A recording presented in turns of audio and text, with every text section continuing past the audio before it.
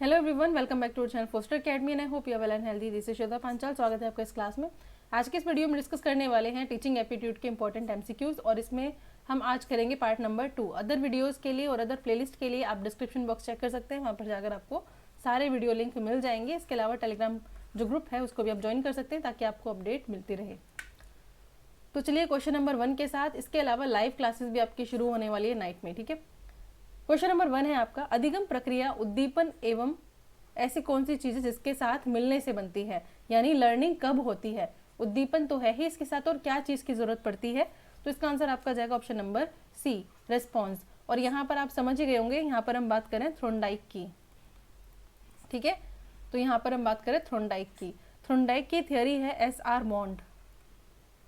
SR bond यानी connectivities की इन्होंने बात की है, यानी कहीं ना कहीं संबंध का सिद्धांत इन्होंने दिया। इसको ट्रायल एंड एरर भी आप कह सकते हैं, जिसमें कि आपको एक एग्जाम्पल पता होगा। कैट के ऊपर, बिल्ली के ऊपर एक प्रयोग किया गया था, जिसमें एक बॉक्स था और उस बॉक्स में बिल्ली को रख दिया जाता है और एक स्विच होता है जिसको स्विच को दबाने से जो पिंजरा है वो खुल जाएगा। तो बाहर उन्होंने मछली रख दी होती है, उसके बाद जो बिल्ली होती है वो उसको बाहर जाना होता है, पिंजरा खोलना होता है, लेकिन ऐसा नहीं हो पाता। लेकिन धीरे धीरे क्या होता है, वो गलती से एक दिन उसका स्विच के ऊपर हाथ लग जाता है और उसके बाद वो पिंजरा खुल जाता है। तो फिर धीरे धीरे क्या है, उसको समझ में आने लगता है कि जो स्विच है इसको अगर दबाया जाए तो पिंजरा खुल जाएगा।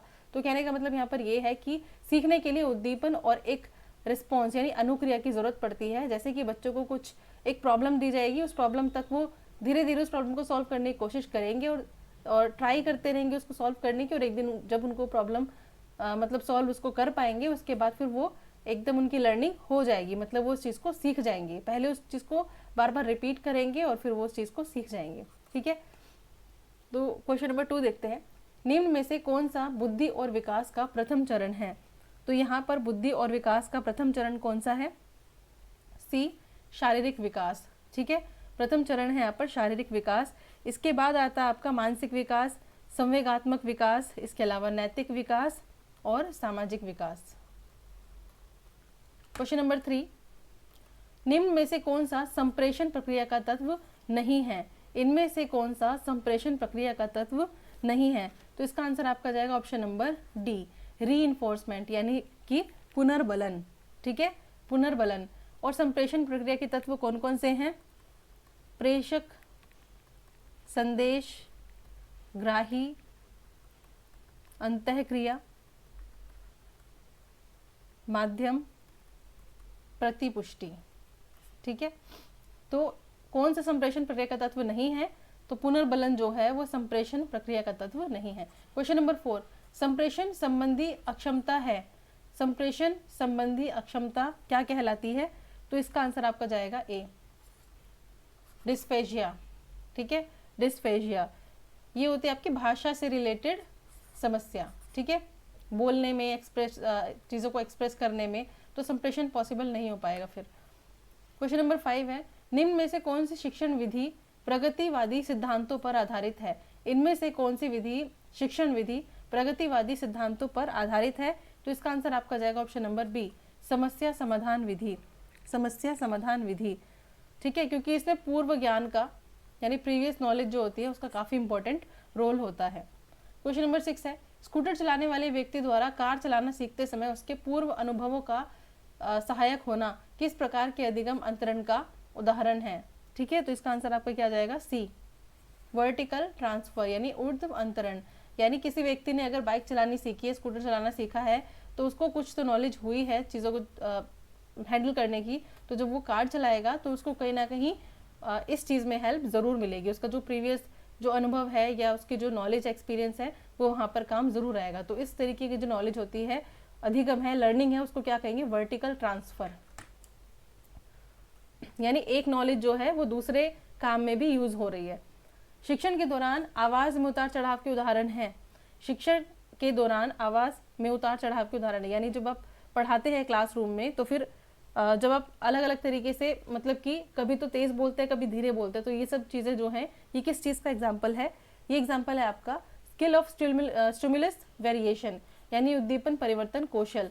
उद्दीपन परिवर्तन जब आप क्लास में पढ़ाते हैं तो कई सारी चीज़ों का यूज़ करते हैं, जैसे कि कई बार आप चुप भी रहते हैं, ठीक है, तेज भी बोलते हैं, और आपके जो जेस्चर्स होते हैं, हाथ पैर जो आप मूवमेंट करते हैं, वो सब आपका उद्दीपन परिवर्तन होता है और उनको देखकर बच्चे समझ जाते हैं। ऐसे कई बार टीचर चुप हो जाता है तो बच्चे भी एकदम शांत हो जाते हैं कि क्या हो गया सर को या मैम को।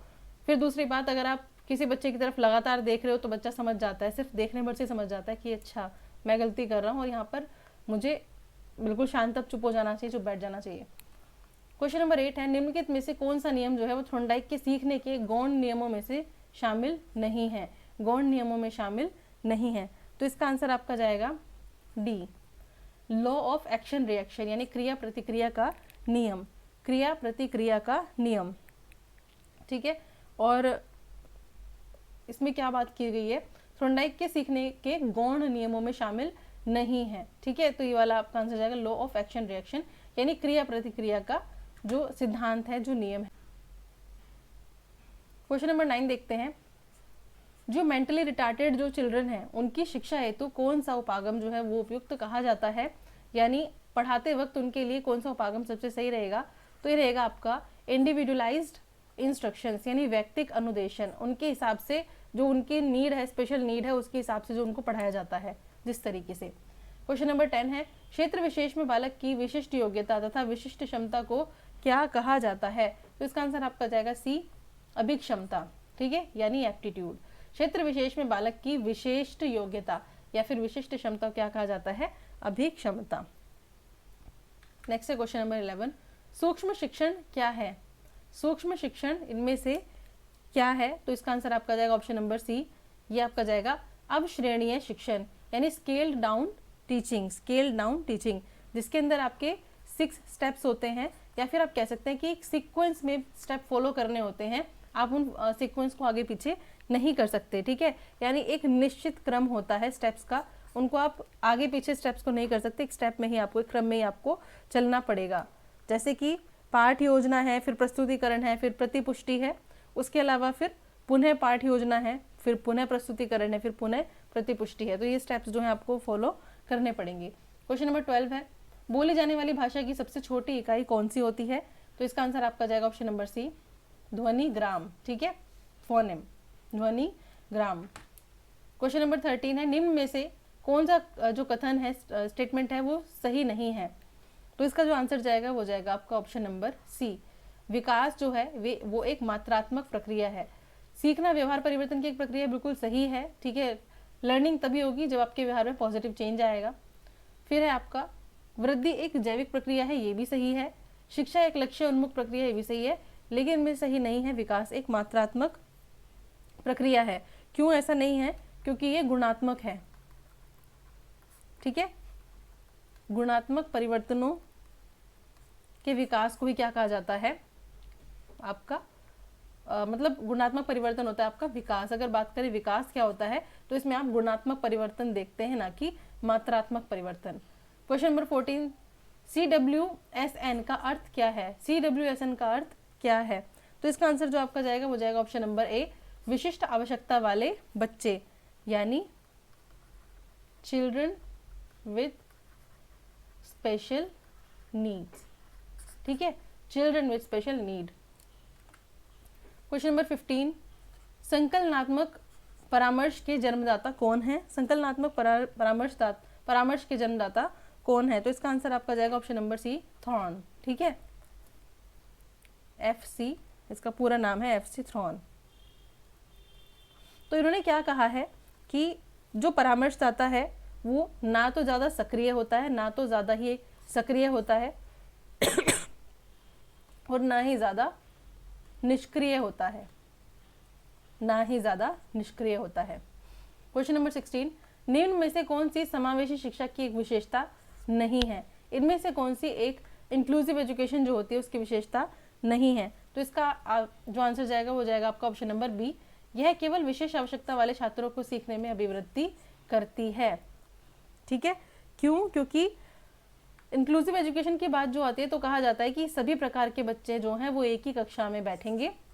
ठीक है, और मतलब उनको पढ़ाने का तरीका अलग हो सकता है, लेकिन स्पेशल नीड के हिसाब से पढ़ाया जा सकता है। लेकिन समावेशी शिक्षा का मतलब ही ये है कि सेपरेशन को हटाना। ठीक है, यानी सबको इंक्लूड करना, इंक्लूजन होना।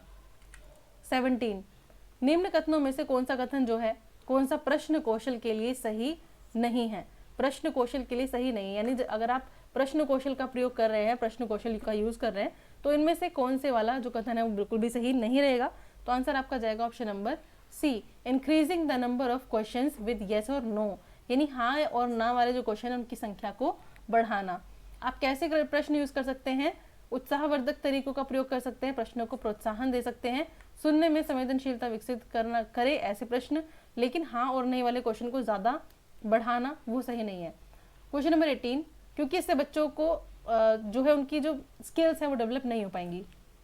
निम्न में से कौन सा सृजनात्मक प्रक्रिया से संबंधित नहीं है, इनमें से कौन सा सृजनात्मक प्रक्रिया से संबंधित नहीं है, तो इसका आंसर जाएगा आपका अभिप्रेरण। ठीक है, संबंधित है आयोजन, उद्भव और प्रबोधन, इसका जो आंसर रहेगा संबंधित नहीं है वो है आपका अभिप्रेरण। ठीक है, नेक्स्ट क्वेश्चन, किंडरगार्टन जो विधि है उसका प्रतिपादन किसने किया, तो इसका आंसर आपका जाएगा फ्रॉबेल ने।